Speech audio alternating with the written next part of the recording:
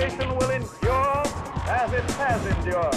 Our long national nightmare is over. Give me a break. That's a bunch of malarkey.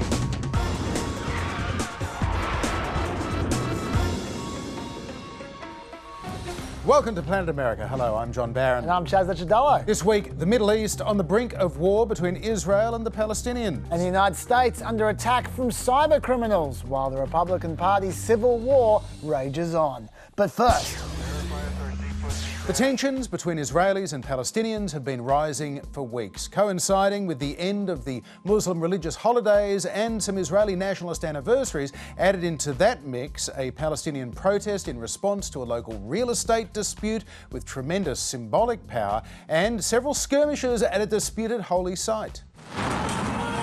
Explosions and smoke fill the Al-Aqsa Mosque. Early this morning, one of the world's holiest sites erupted. 300 Palestinians were injured as Israeli police stormed the compound. Hamas then demanded Israeli security forces withdraw. They didn't. Hundreds of Hamas rockets were then fired from Gaza into Jerusalem and southern Israel, and the Israeli Defense Force returned fire with interest. Israeli airstrikes pounding the Gaza Strip since dawn. 2 million residents fenced in with nowhere to hide. We were really heading towards a catastrophe. More than 60 Palestinians have been killed, including 16 children. This is a crime, this man says. They were civilians. yeah, so basically there was this group of Palestinians in East Jerusalem whose location was being challenged in court by a settler group, weirdly an American-based settler group. The settlers thought they were about to win the court case, and so they started hassling the Palestinian families, and then those families started these sit-in protests, which then spawned solidarity marches, and then the police responded poorly to them, and then the cycle of escalation kicked in, which John just told you about. And as of a few hours ago, 103 Palestinians were said to be dead, including 27 children, and 7 Israelis were said to be dead, including 1 child, but those numbers are changing fast. They certainly are, and that court case has been deferred for a month now, so that question mark's going to be hanging over this for weeks. Meanwhile, Israeli ground forces, supported by artillery and tanks, were joining in the attack on Gaza. Israeli forces fired flares into the skies above Gaza as they pummeled the strip with artillery. All that before Prime Minister Benjamin Netanyahu said he was escalating this 10-day conflict by sending ground forces into Gaza. And there are reports Israeli troops may target the extensive network of Gazan tunnels that are used to smuggle everything from rockets and medical supplies. Gaza's still under an Israeli blockade.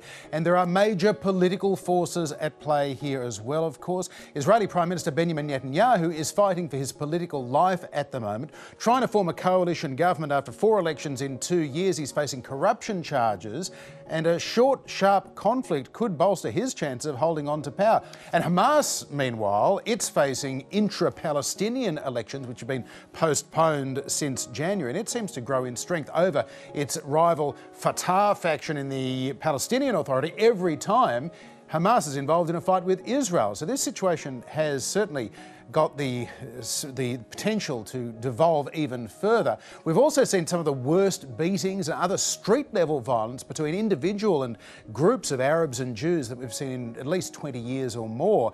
And some of those fights are being posted on platforms like TikTok, which are being watched by thousands and thousands of people, adding a whole new dimension, amplifying the hostility here. Meanwhile, in Washington, President Biden says he has spoken to key regional leaders and he hopes this spiral of violence is going to come to an end soon. Israel has a right to defend itself when you have thousands of rockets flying into your territory, but I had a conversation for a while with the Prime Minister of Israel, and I think that my hope is that we'll see this coming to conclusion sooner than later. Pretty low-key response, fair to say, from Joe Biden. And he is a long-time supporter of the two-state solution. He notably was not saying, stop this right now. And the US has also been stonewalling attempts for a UN Security Council resolution condemning the Israeli airstrikes, just as Israel is pushing for the UN to condemn the Hamas rocket attacks. And in the middle of all that, former President Donald Trump has weighed in. He says it's all Joe Biden's fault. Under Biden, the world is getting more violent and more unstable because Biden's weakness and lack of support for Israel is leading to new attacks on our allies. And as for American political implications in this, Chaz, of course, cross-party support traditionally favours Israeli interests over the Palestinians, but that has shifted in recent years. More and more left-wing Democrats are sympathetic to the Palestinian cause. Former presidential candidate Andrew Yang, a Democrat now running for mayor of New York, found that out big time this week after he tweeted, "I'm standing with the people of Israel who are coming under bombardment attacks and condemn the Hamas terrorists." Well, that drew a swift rebuke from New York Congresswoman Alexandria Ocasio-Cortez, a prominent progressive, of course. She condemned what she called Yang's chest-thumping statement of support for a strike killing 9 children. It may, though, Chaz, be smart politics, at least in New York, for Andrew Yang, because New York has about 1.5 million Jewish people, making it the second largest metropolitan Jewish community in the world after Tel Aviv. And that's about 10 times larger than the estimated Arab American population in New York. But it's a trickier kind of a balance for Joe Biden right now. It sure is. Now, Republican sympathies, they clearly lie with the Israelis over the Palestinians. They always have. So that's an easy call for, say, a Republican like Trump to make. But, as you say, the Democratic Party has tended to be a bit more ambivalent between the Israelis and Palestinians. Recently, it's been pretty much 50-50. That graph there is up to 2018. These are the latest figures from Gallup. Democrats sympathising slightly more with the Israelis, 43-38, but pretty much 50-50 still. Although at the same time, 53% of Democrats favoured placing more pressure on Israel to make compromises to end the conflict. So Middle East policy really splits the Democratic Party right down the middle. That might be one reason that Joe Biden's been laying pretty low on this issue. And another might be that he still hasn't appointed either an ambassador to Israel or a consul general in Jerusalem, who would effectively be an ambassador to the Palestinians. Although, according to Jen Psaki, there have been more than 25 calls placed behind the scenes. Good. Looks like a scenario that could do with some intervention, I think. America's largest fuel pipeline was shut down for most of this week following a cyber-based attack blamed on a Russian-based criminal group.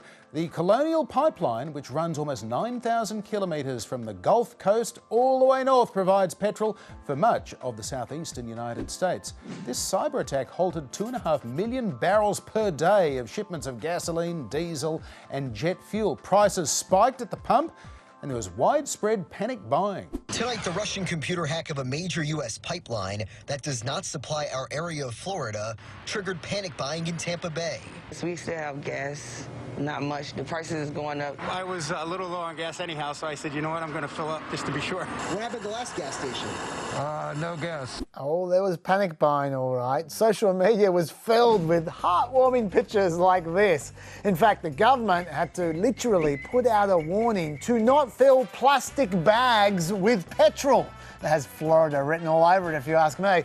And of course, all that hoarding and panicking led to a 40% spike in demand for fuel, which made people panic buy more. And that created a fuel shortage on the East Coast where none should have existed for at least a week. About 10,000 petrol stations ran dry. And the ones that didn't enjoyed massive queues like this one here. I think that might be the end of the queue there. Oh, no, it's not. It keeps going on and on and on. And obviously, all this demand had an effect on prices as well, pushing the national average up to over $3 a gallon, which isn't that much higher than it was last week, or in fact, than it was in 2018. But petrol prices still haven't reached these levels since 2014, and that made Americans very angry. After all, John, they were paying 79.8 cents a litre. Spoils Americans. Yeah, and I know that there is, by definition, nothing logical or rational about a panic, but Florida is not supplied by the Colonial Gas and Oil Pipeline anyway. But yesterday, President Biden unveiled a series of executive orders to try and lift cybersecurity standards for America's critical infrastructure. And he says that he will raise the ransomware attack with his Russian counterpart too. I'm going to be meeting with President Putin, and So far, there is no evidence from our intelligence people that Russia is involved, although there is evidence that the actors' ransomware is in Russia. They have some responsibility to deal with this. And domestically, this is one of those issues that draws rare bipartisan agreement. This is potentially the most substantial and damaging attack on U.S. critical infrastructure ever. Big call there from the ranking Republican on the Senate Homeland Security Committee, Rob Portman, who also raised concerns that these kinds of attacks often go unreported to federal authorities, Chaz. Yeah, either way, Biden's playing a bit of catch-up here because his administration started off pretty hands-off earlier in the week. Colonial is a private company and will defer information regarding their decision on paying a ransom to them. Would the administration offer any advice on whether or not to pay a ransom? So typically that is a private sector decision, and the administration has not offered further advice at this time. And that extremely hands-off position is looking even worse in hindsight now that we know that Colonial actually did pay a $5 million ransom almost immediately. And that could only encourage more of these kinds of incidents in the future. Although at least the hackers were polite. They promised to introduce moderation and check each company that their partners want to encrypt to avoid social consequences in the future. Such polite young hackers. Aren't they? Yeah. Gives you confidence in the future. But as for this plan of Biden's, it would create a set of digital safety standards for federal agencies and the contractors that they hire. It would require their software vendors to jump through a bunch of hoops. It would require that software vulnerabilities in important industries be reported to the government, and it would create a cybersecurity incident review board. Only one problem. It's unclear whether these reforms would have even affected the Colonial Pipeline, or indeed any of the private firms that control 85% of America's critical infrastructure. I'm not feeling reassured, John. Yeah, it's like they just shut the wrong stable door after the horse bolted from over there. For more, though, we're joined by Michael Daniel. He's the President and CEO of the Cyber Threat Alliance, a former special assistant to President Barack Obama. He headed the administration's cyber security strategy. Mr. Daniel, welcome to Planet America. Oh, thank you for having me. The Colonial Pipeline is, as we speak, said to be coming back online after almost a week. What would you say are the most important lessons to come out of this whole affair? The key lessons are that we are incredibly vulnerable as societies and very dependent on digital infrastructure to maintain all sorts of different aspects of our societies, everything from healthcare to pipelines and fuel delivery. And so I think that this incident really highlights the need to continue increasing our level of cybersecurity across our digital ecosystem. Mr. Daniel, we've been hearing warnings about cybersecurity for over a decade. There have been some major attacks, and yet we still haven't safeguarded our major infrastructure yet. Is it realistic to expect we ever will? I think we can definitely get much better at our cybersecurity. We will never solve cybersecurity as a problem. It's not a problem that you can solve and make go away. Instead, it's going to be a risk that we are going to have to manage. Now, we can better manage that risk. We can reduce that risk. But just like you can never drive the risk of hurricane damage or criminal activity to zero, we're not going to be able to do that to malicious cyber activity either. But we can definitely make ourselves much more resilient to cyber incidents. To what extent is that risk heightened and the inability to address that risk complicated by the fact that so much of America's critical infrastructure remains in private hands, being run for profit rather than by the government, where it can be more easily regulated? I think there is a wide variety of reasons why we have ended up in the situation that we're in. Everything from incentive structures to lack of understanding to just the sheer complexity and the human psychology of it all.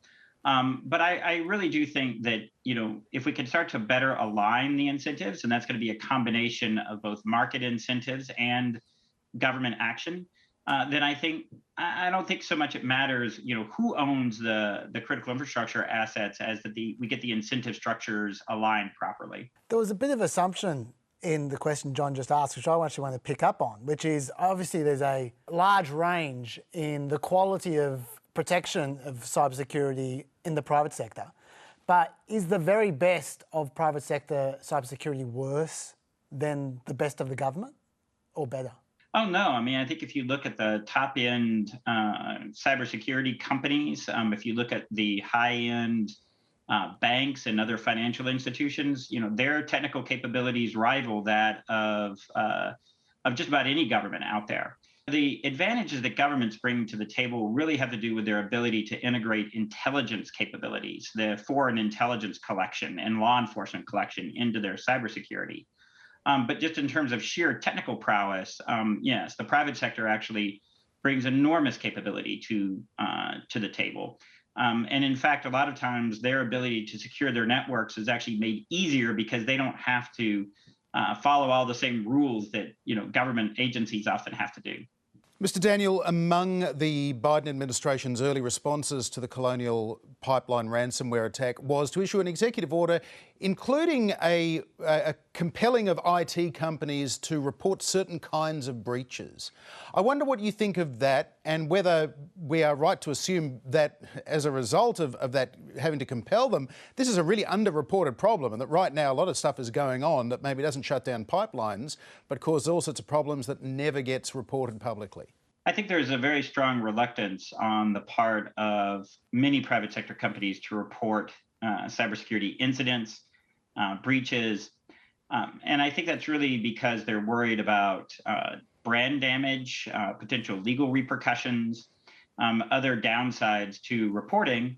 And for them, there's often not a real good upside to reporting. There's no direct benefit to the company that's doing the reporting.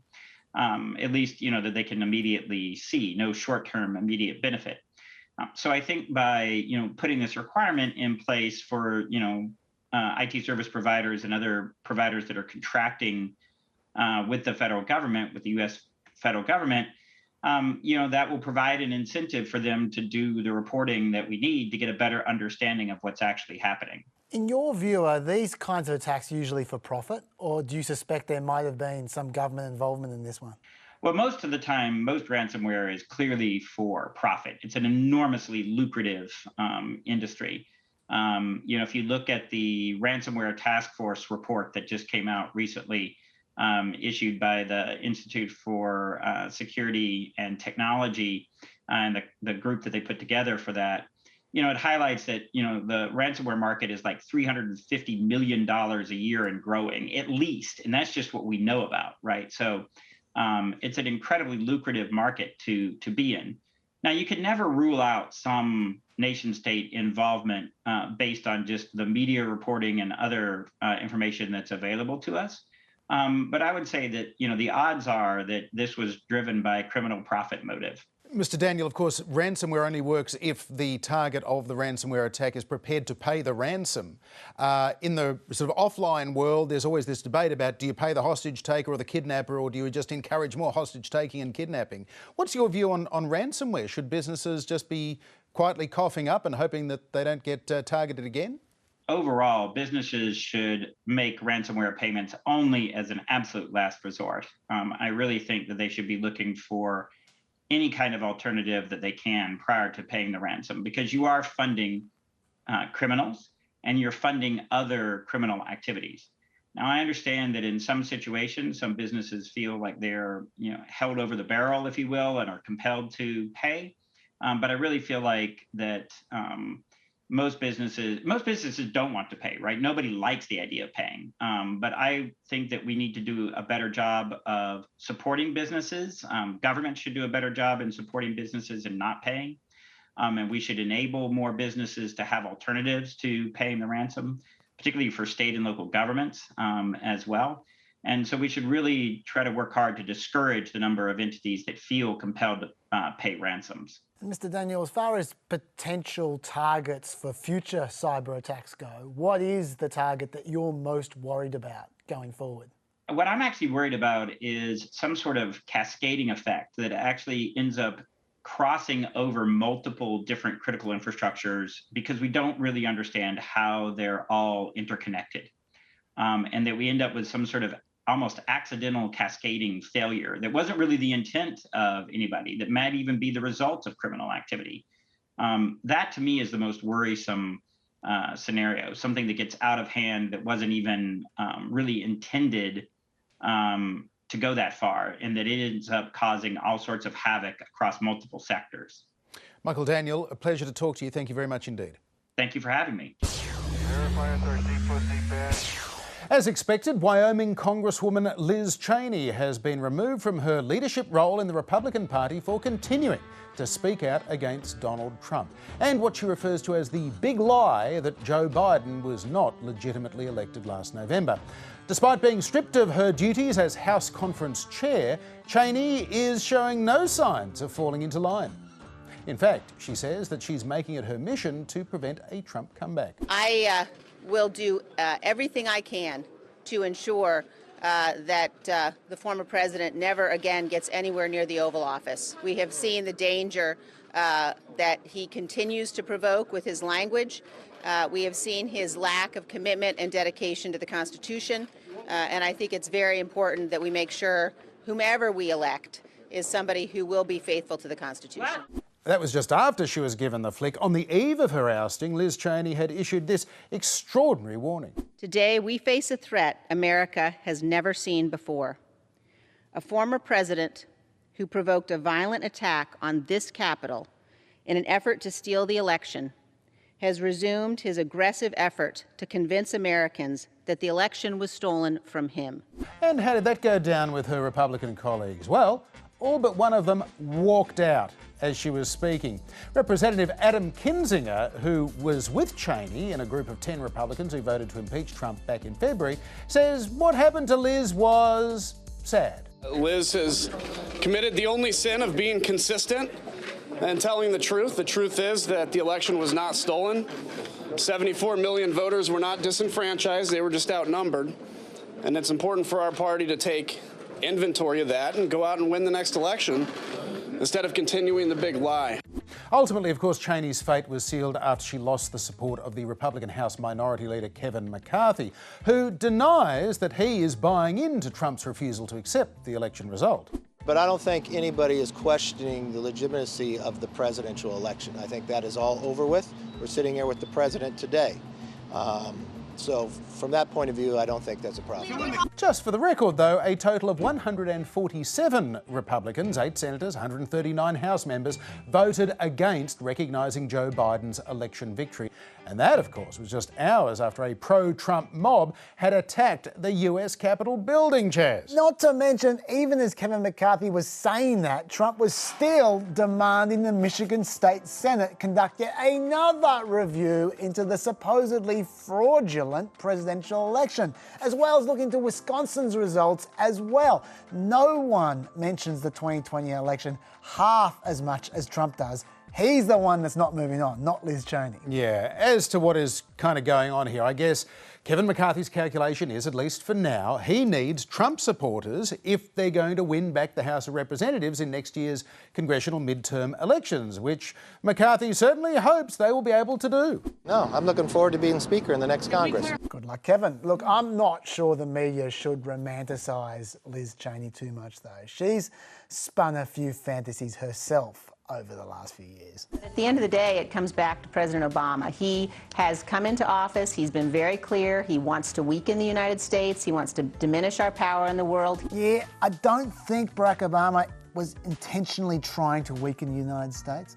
And I'm not sure that Cheney's necessarily taking a huge stand here either, so much as possibly just being strategic. Trump went after her before she started going after him. And also, one of the things that she was fighting about with her colleagues was that Republican staff kept hiding from other Republicans how poorly Trump was polling, even when they were directly asked about it. In the key battleground seats, Trump's unfavourables were 15 points higher than his favourables. So Cheney might just be getting a jump on the post-2024 Republican Party. Never too early, John. It's all politics, Chaz. Liz Cheney would also quite like to be House Speaker one day over Kevin McCarthy's dead body. Meanwhile, over 100 prominent Republicans are threatening to quit the party unless it reforms and rejects the influence of Donald Trump. Reuters reporting this week this group includes former governors Tom Ridge and Christy Todd Whitman. They're considering forming a new Conservative third party. Prominent Republicans, you say, John? Yeah, I've heard of Tom Ridge, Christy Todd Whitman. Sure. Why don't we look at that list of prominent Republicans that Roy's put together? after those two names you just mentioned, and we've got former Transportation Secretary Mary Peters. Mary! We got former House Reps Charlie Denton, Barbara Comstock, and Reed Ribble. The Ribble! Mickey Edwards. Never heard of any of them. I think the key word for all these people might not be prominent, it might be former. Right. A bunch of has-beens does not make a legitimate third party, especially when they decline to reveal the specific changes that they're planning to demand. I'm not sure Trump's going to be crying to his Diet Coke quite yet, John. Yeah, I think you're right about that. But back to Biden's crummy week. And it continued with the latest jobs figures coming out. Allow me to explain. Yes, here's the deal. 266,000 jobs added in April. Compared to what happened in the past, that's actually a great result. Two problems though. One, most economists expected there to be about 1 million more jobs added last month. In fact, some economists were talking about 2 million jobs being added. I can see why those economists are so private. But regardless, the finance channels were really not happy with the result.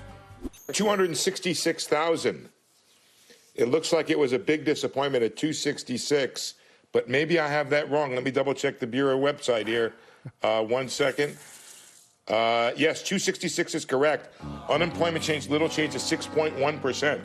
So we have some issues. You sure do have some issues with your graphics department. Maybe they should get the guy working on the Dow Jones foot onto the case for the jobs numbers. Anyway, the second problem is that America is still coming back from this a year ago. Yes, that is real. 20 million jobs were lost in 1 month. So America needs a little bit better than this. Let me show you what I mean. These are the total number of non-farm jobs. Sure, they are coming back, but America's still 8.2 million jobs short of where it was when the pandemic hit. And even that is an understatement, because realistically, employment should be higher now. If we follow that trend line from before the pandemic, the economy is actually about 10 million jobs short of where it really should be. Equally, if we look at the unemployment rate, it's nudged up slightly from 6 to 6.1%. But if you count the people who dropped out of the workforce during the pandemic or who have been misclassified by boffins, the real unemployment rate's more like 7.6%. But the strange thing is not all of this, it's how the labour force is behaving. During the last downturn, there were over 6 unemployed people per job opening because there were no jobs around. That's why it was a downturn. But at the moment, there are like 8 million job openings. It's almost 1 job per unemployed person, and that's what's like in the middle of a boom. Furthermore, people are quitting their jobs more freely now than even in the good times. They're behaving like it's easy to get another job. That is not what's supposed to happen when the unemployment rate is high. And finally, wages are also behaving like it's a boom. They're growing at about the same rate now as they were just before the pandemic. If wages kept growing for a whole year at the same rate as they did in April, that would be almost 9% growth. So what's going on? Well, the Chamber of Commerce thinks they know. They say it's because the federal government's paying unemployed people $300 on top of their standard unemployment benefits as a bit of a stimulus. They say 1 in 4 unemployed people are earning more from unemployment benefits than they were when they were working. So why would they fill a job opening then? A University of Chicago analysis has gone even further, suggesting 42% of unemployed workers are making more from unemployment benefits than they did from their old jobs.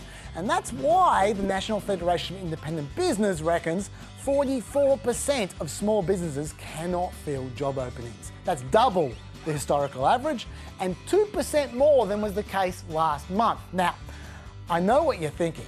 The Chamber of Commerce? You're talking about the conservative University of Chicago? The National Federation of Independent Business? This lot all want to pay workers peanuts. No wonder they're complaining. Why don't they offer a decent wage and then they'll fill their job openings?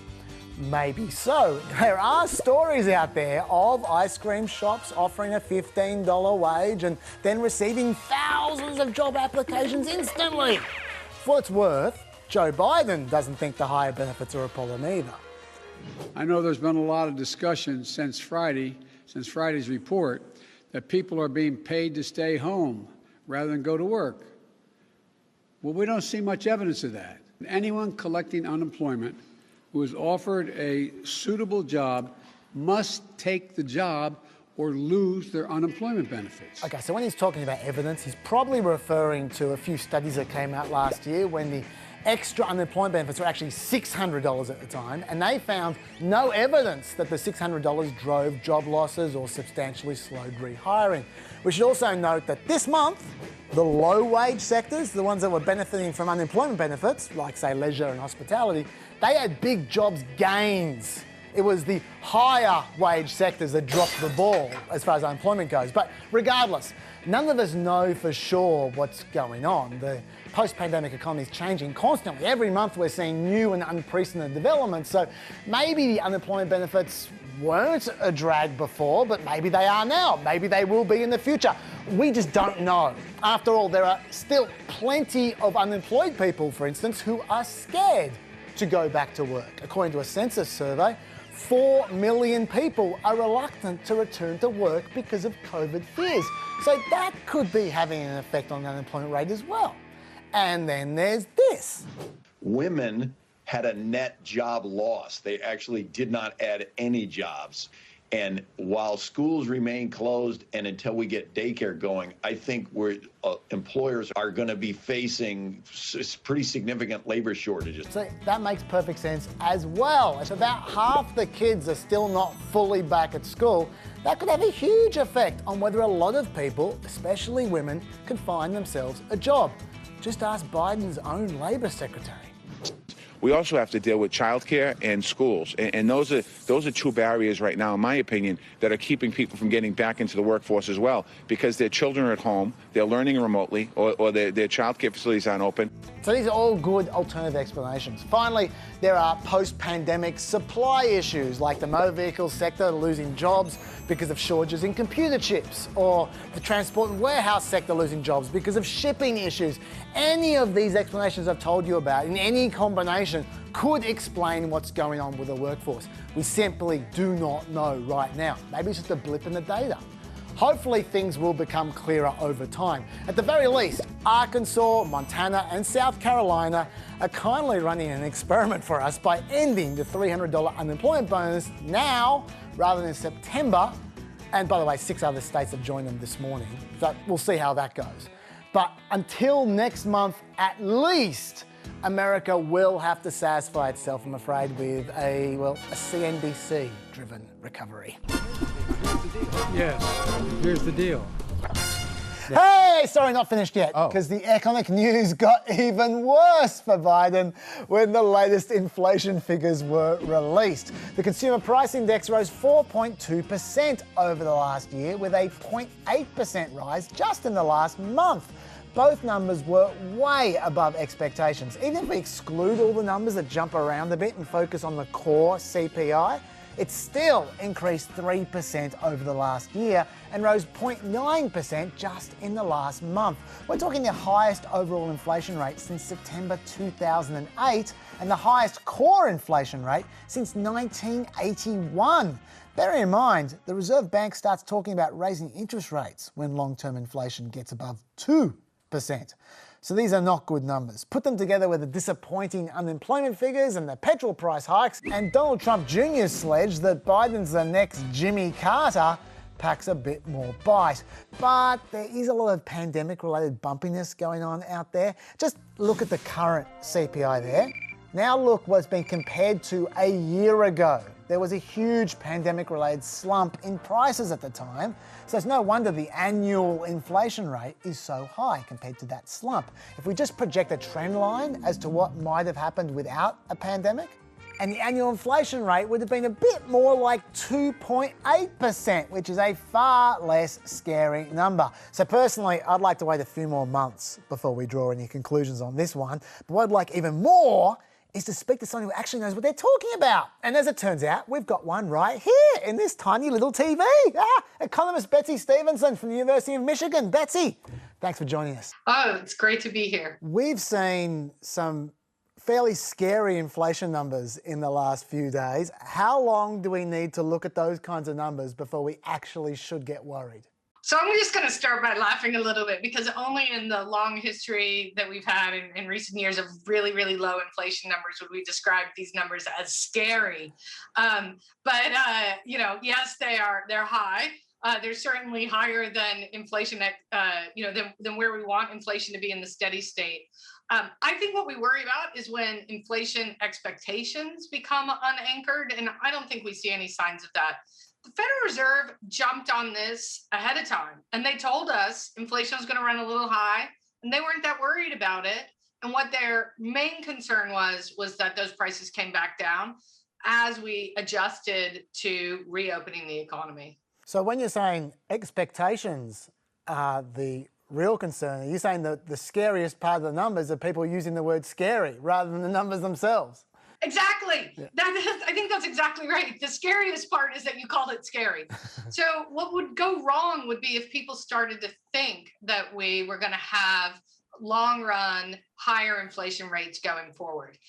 What we have is some high inflation right now that should settle back down. And I think, looking forward a year or two, we're going to roughly be at the Federal Reserve Board's target inflation rate of 2%. What happened right now is we've had pent-up demand because of the pandemic. And with that pent-up demand, that's gotten a little bit ahead of supply. We actually had some unlucky things with supply. We got a container ship stuck that made it hard for people to get access to things. We've had some supply shocks that mean that I think demand has run a little bit ahead of supply, but I think supply is going to catch up, and this thing's going to all calm itself right back down. And briefly speaking, why do economists freak out so much about inflation generally? In the long run, if we were constantly running high inflation rates, 5%, 6%, maybe 10%, money isn't doing what it's supposed to do. One of the things money is supposed to do is be a store of value. We want to be able to, separate the time period in which we earn from the time period in which we consume. The higher inflation is, the more when we get money, we want to go out and spend it right away. And the money is no longer working as a store of value as a result. So people start making decisions that, aren't the best economic decisions, but they're the best decisions to make in a high inflationary environment. That can then slow down economic growth. So the whole thing starts to become problematic when we have high inflation. The question is how high. There's some economists that think maybe the Fed should target 4% inflation. And that's why I kind of laughed when you called, this a scary number, because 2%, 3%, 4%, we actually know we need some inflation to grease the wheels of the economy. It shouldn't be zero. The Fed has picked 2. I think that the Fed is committed to 2, and I think you're going to see Federal Reserve policy committed to an average inflation rate over time of 2%. And I don't think you see, big financial players becoming concerned that the Fed has abandoned their 2% target. And what's your take on April's unemployment results? Obviously, the jobs created were less than expected, but do you see that as a blip, or do you think that there's a real issue there potentially? And if so, what would that issue be? Well, I think to put it in a little bit of context, it's important to realize that the U.S. was entering another wave of rising COVID cases that reached its peak that same week of April that they were measuring job growth. If I was a small business trying to think about ramping back up, I'd have a lot of anxiety ramping back up as I was watching COVID cases ramp back up. So it's not surprising to me that a lot of employers held back in hiring in that week. I'll be much more concerned if we didn't see a lot of growth between that, second week of April and the second week of May, sort of where we are right now. I hope that we've seen some real hiring since, because we have seen COVID cases starting to come back down. We are seeing people slowly starting to get back out there. But, the story of this recovery has been the same story of the entire pandemic, which is it's the virus that drives the economics. And we've got to get the virus under control. We need more people vaccinated. And then we need people who are confident that they can go out safely. The thing that concerns me most, anecdotally, is talking to all the people I know. Literally everybody I know is vaccinated. And yet they're not back to doing the normal things that they were doing prior to COVID, because they say, well, look at all these people who are out there in the restaurants who aren't vaccinated, look at all the COVID cases. I'm just going to keep staying home until I feel more confident. We've got to get people feeling confident that they can go out safely, they're vaccinated, they're protected, and that we're getting to something close to herd immunity because everybody else is getting vaccinated. So we're going to have to deal with the vaccine hesitancy in the US to make a full recovery. I just think that's the fundamental thing driving it. But I also think that we're going to see some sectoral reallocation. We knew that COVID caused us to rethink the way we do some things, and they're not coming back to the old ways. So we're not going back to shopping in stores the same way we used to prior to COVID. So there's not as many retail jobs to come back. We're not going to be traveling for business in the same way we did prior to COVID. So those jobs aren't going to be coming back in the same way. And so you've got people who are entering training programs, who are trying to figure out, what am I going to do if I'm no longer going to manage a retail establishment? What am I going to do if I'm no longer going to work in, the business travel industry? There's some growing pains that comes with that kind of sudden reallocation across sectors. Conservatives have been going on a lot this week about the extra $300 in unemployment benefits the federal government is paying out at the moment.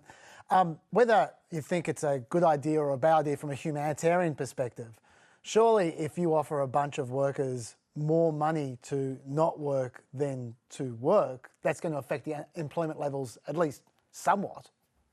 So without a doubt, there are some people out there who are saying, I'd rather collect unemployment insurance than go to work. But here's the problem. We have 8 million fewer jobs than we had prior to COVID. We have 10 million fewer jobs than we would have had we not had COVID and had sort of the same kind of growth trajectory. I do not believe 10 million people are saying, yeah, I'd rather collect $300. So, I think we would be more concerned about the $300 payments if we saw 2 million jobs added in the last jobs report. And then we were like, we got to start getting everybody back in because employers really need them. Right now, we're hiring a couple 100,000. We've got plenty of people who actually want to take those jobs. And there's not enough jobs for people to go around. So I'm not worried about those benefits yet. But I absolutely concede that benefits are going to hold people back at some point. Betsy Stevenson, thanks for visiting Planet America. It was great talking with you. This week, the Biden administration approved the first large-scale offshore wind farm in the United States, with construction of 62 turbines to begin off the coast of Martha's Vineyard in Massachusetts later this year. Vineyard Wind is the first of as many as 3,000 wind turbines proposed for the Atlantic coast from Maine to North Carolina. And these are big turbines, very big, 800 feet tall big. That's close to 250 metres in height. America has certainly come a long way since the days when oil rigs dotted the same coastline, although that change has been a long time coming. It's the 28th of January 1969. Workers on an oil platform about 9 kilometres off the coast of Santa Barbara, California, are drilling a well to a depth of about 1 kilometre beneath the seabed. A massive burst of oily sludge and gas shoots up into the air. It's a blowout. They cap the pipe and stop the leak, but only temporarily. Immense pressure from the reservoir of oil and gas below the seabed breaks through the soft sandstone of the Santa Barbara Channel. The worst oil spill yet in American waters is underway. 8 days earlier, Republican Richard Nixon had taken the oath of office as America's 37th president. At the time, the environment was barely on his agenda. It got one passing mention in his inaugural address. In protecting our environment, enhancing the quality of life, and all these and more, we will and must press urgently forward.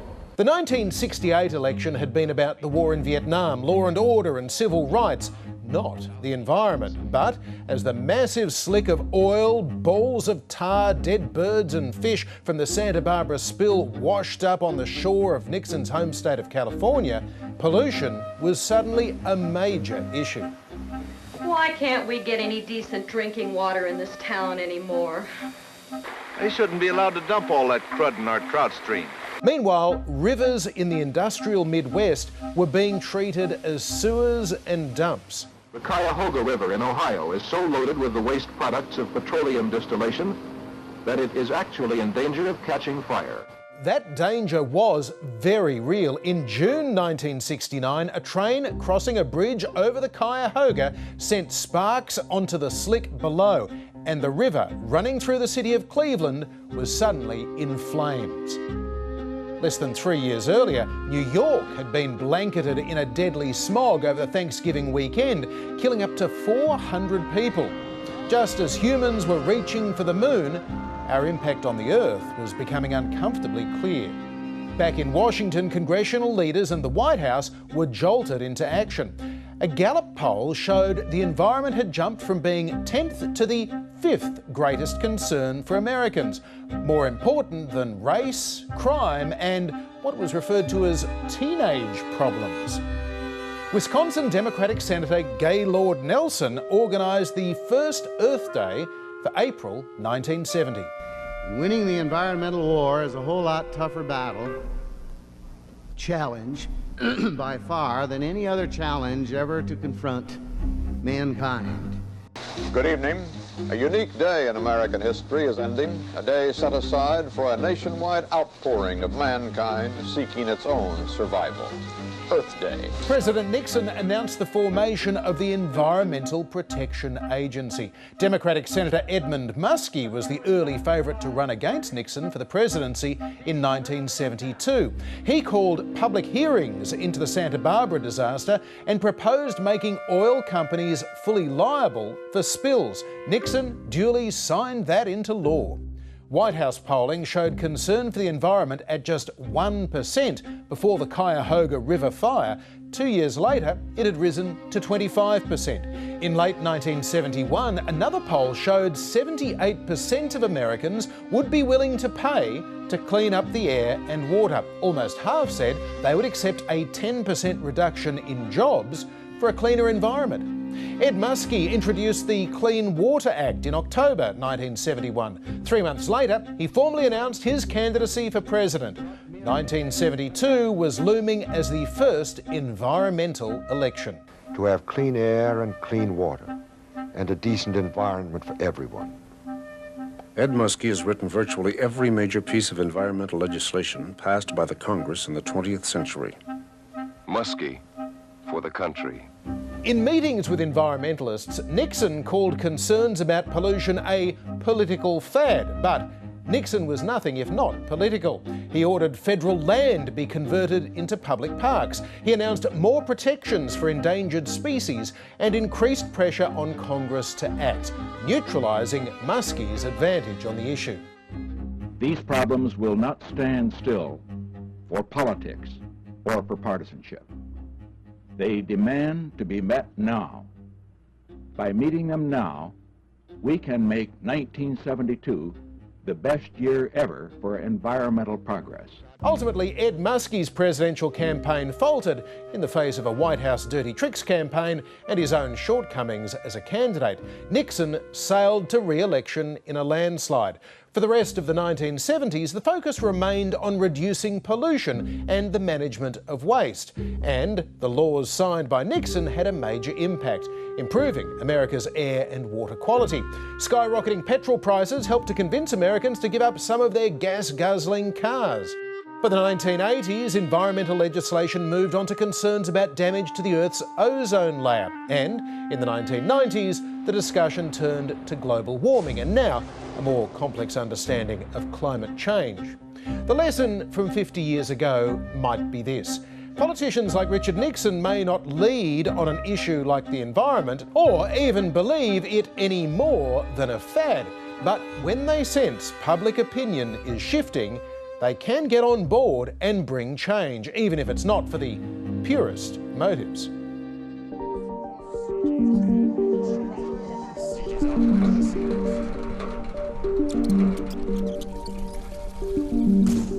And now it's time for... And there was sad news to report this week that former first dog Beau Obama had died of cancer at the age of 12. The Portuguese water dog was a gift to the Obamas from the late Senator Ted Kennedy in April 2009. Announcing the news on Twitter this week, President Obama described Bo as a constant, gentle presence in our lives, happy to see us on our good days, our bad days, and every day in between. Bo tolerated all the fuss that came with being in the White House, Obama said. He had a big bark, but no bite. And the same cannot be said, of course, for a certain successor of Bo Obama in the White House. All right, let's just call it what it is. A major problem at the White House. Major, the dog, making headlines again. He has nipped someone for the second time. Now, before we go, Chaz, time to briefly enter into the no malarkey zone. That's a bunch of malarkey. And my malarkey this week, Chaz, comes from a shockingly, usually unimpeachable source, Fox News, who reported this week Biden administration to resume border wall construction as crisis worsens. Huge scoop. Clicked through to the story and it says, resume construction of the southern border wall levee. Wait, what? It turns out these are repairs to prevent flooding. Not a flood of illegal immigrants, a flood of actual water. A flood risk created, according to the Department of Homeland Security, by the previous administration's approach to border wall construction. It turns out Trump blew large holes into the Rio Grande Valley's flood barrier system to make way for the border wall. So far from building a wall, Biden is fixing the problem created by wall building. Fox News, your story is malarkey. I have some malarkey too. It's from the great-grandfather of malarkey himself, Uncle Joe. Back when they first started selling the infrastructure plan, Transportation Secretary Buttigieg sung the virtues of how many jobs the plan would create. The American Jobs Plan is about a generational investment.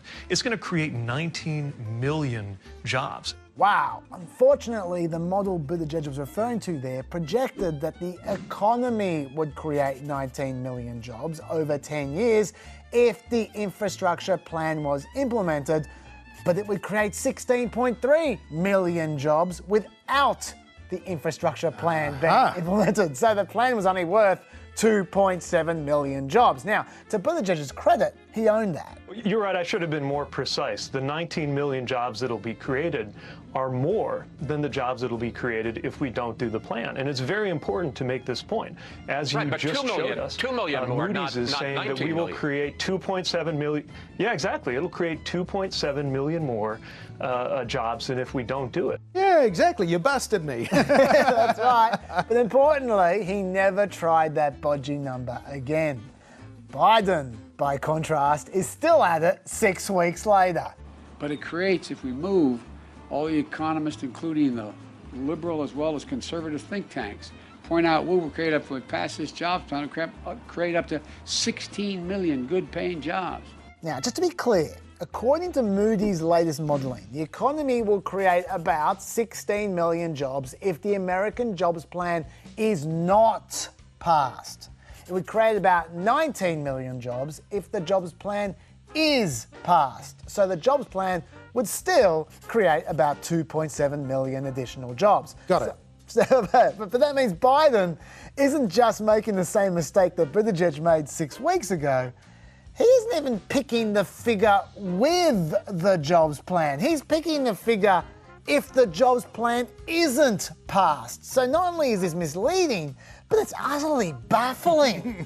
And that, John, is malarkey. Indeed it is, and that is it for another trip to Planet America. Next week, as the US government prepares to release classified information on UFOs, we're going to look at the famous Roswell incident. Woo! Get those tinfoil hats ready. Yeah. You'll find more on ABC iView, Facebook and YouTube, and a brand new pet podcast right there later on tonight. See you then. Bye-bye.